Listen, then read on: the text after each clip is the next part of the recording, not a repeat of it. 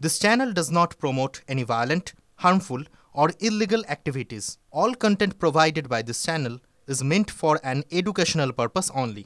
নির্বাচন কমিশনে তুমুল বচসায় জড়িয়েছেন তৃণমূলের দুই সাংসদ। বিজেপি নেতা অমিত মালব্য ও কৌস্তব বাগচির পোস্ট ঘিরে তোলপাড়।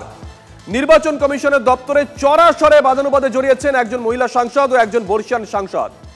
বর্ষিয়ান সাংসদের বিরুদ্ধে মহিলা সাংসদকে কটূক্তির অভিযোগ। পুলিশি হস্তক্ষেপের আবেদনও জানান মহিলা সাংসদ। কৌস্তব বাগচির পোস্ট করা ভিডিও দেখা যাচ্ছে পরিস্থিতি সামাল দিতে আসরে রাজ্যসভার একজন বর্ষিয়ান সাংসদও। মুখ্যমন্ত্রীর শৃঙ্খলা বার্তাকেই ডোন্ট কেয়ার খোঁচা বিরোধীদের।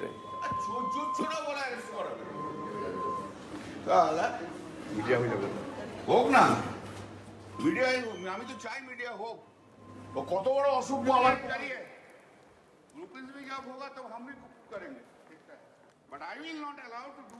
সৌরভ গুহ আমাদের সঙ্গে রয়েছেন টেলিফোনে, আমাদের সহকর্মী। সৌরভ, একাধিক প্রশ্ন উঠছে, কেন এই বিতণ্ডা, দল গোটা বিষয়টা কিভাবে দেখছে, এবং যে খবর আমরা পাচ্ছি দলনেত্রীর কাছে সম্ভবত চিঠি পাঠানো হয়েছে, কি খবর পাচ্ছি সূত্র মারফত? সৌরভ, তো অজিত, প্রথমেই বলি, দুই বর্ষিয়ান সাংসদ যারা ভারতের রাজনীতিতে, পার্লামেন্টে তৃণমূল কংগ্রেসের খুব গুরুত্বপূর্ণ দুই মুখ, সেই মহিলা সাংসদ এবং বর্ষিয়ান সাংসদের মধ্যে যে বাকবিতণ্ডা, সেই বাকবিতণ্ডা নিয়ে গতকাল থেকেই কিন্তু রাজনৈতিক মহল তোলপাড় হচ্ছে। আজকে তাকে হাতিয়ার করেছে বিজেপির নেতারা। ঘটনাটা ঘটেছিল কিন্তু 3 দিন আগে। সব মিলিয়ে এই মুহূর্তে যে আপডেট, সেটা হলো গোটা বিষয়টি ওই মহিলা সাংসদ, তিনি কিন্তু মমতা বন্দ্যোপাধ্যায় দলনেত্রী, তাকে কিন্তু জানিয়েছেন এবং এই ব্যাপারে একটি চিঠিও সম্ভবত দেওয়া হয়েছে। কিন্তু অদ্ভুতভাবে গোটা বিষয়টি নিয়ে দলের তরফে কিন্তু এখনো পর্যন্ত প্রকাশ্যে কেউ কিছু বলছেন না। এমনকি গোটা বিষয়টা নিয়ে দলের কি অবজারভেশন, সেটাও কিন্তু জানা যাচ্ছে না। গোটাটাই জানা যাচ্ছে বিরোধী দলের নেতারা এই ঘটনাকে কেন্দ্র করে যে টুইট করছেন এবং তারা যে হাতিয়ার করেছেন, সেখান থেকেই কিন্তু ভাঙা ভাঙা তথ্য উঠে আসছে। দল এই ব্যাপারে এখনো পর্যন্ত কিন্তু নিশ্চুপ, এবং এক্স্যাক্টলি কি ঘটনার পরিপ্রেক্ষিতে শুরু হয়েছিল সেই ব্যাপারেও কিন্তু দল এখনো পর্যন্ত কিছু জানায়নি। সুজিত, ধন্যবাদ। সৌরভ, ভার্সাটাইল ইন্টারন্যাশনাল লেডি কাকে বলেছে এখন অব্দি বুঝতে পারিনি। আমি ওখানে ট্যাগ করে জিজ্ঞাসা করেছি মহুয়া মৈত্রকে যে কাকে বলেছে, উনি যদি বুঝতে পারেন, উনি ইংরেজিটা তো ভালো বোঝেন, তো এটা কাকে বলেছে এটা উনি ভালো বলতে পারবেন।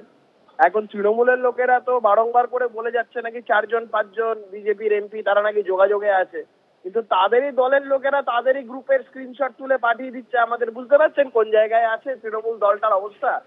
তো এরা মানে দেশ চালাবে, সরকার চালাবে, এটা হাস্যস্কর একটা ব্যাপার। এটা আর সব থেকে বড় কথা, বাংলার লজ্জা, গোটা বাংলার মাথা হেড হয়ে যায় এই সমস্ত সাংসদদের কার্যকলাপ। মানুষ দেখুক, মানুষ যাতে দেখে, তাই জন্য কালচারটাই আপনারা যেটা বেনজির দেখছেন, এটা তৃণমূল দলের ভেতরে এবং তৃণমূলের কর্মী, সংসদ সকলের কাছে এটা খুব স্বাভাবিক। তাই যে সমস্ত চ্যাট বেরিয়েছে বললেন, এটা ওদের পক্ষে খুব স্বাভাবিক। কেন ওরা গোটা রাজনৈতিক কালচারটাকে ওই পর্যায়ে নামিয়ে নিয়ে যেতে চায়, সেই জন্য এসব হচ্ছে। দুজন সাংসদ তো একই কালচারের মধ্যে আছেন না, সেই একই পলিটিক্যাল কালচার থাকলে পরে তখন দুজনের একে অপরের বিরুদ্ধে ওই ভাষা, ওই আচরণ, সেটা তারা করে খুব উল্লসিত বোধ করেন। কেন ওটা সবার বিরুদ্ধে তারা করতে অভ্যস্ত, সেই জন্যে তাদের মধ্যে কোনো রকম রেস্ট্রিকশন নেই।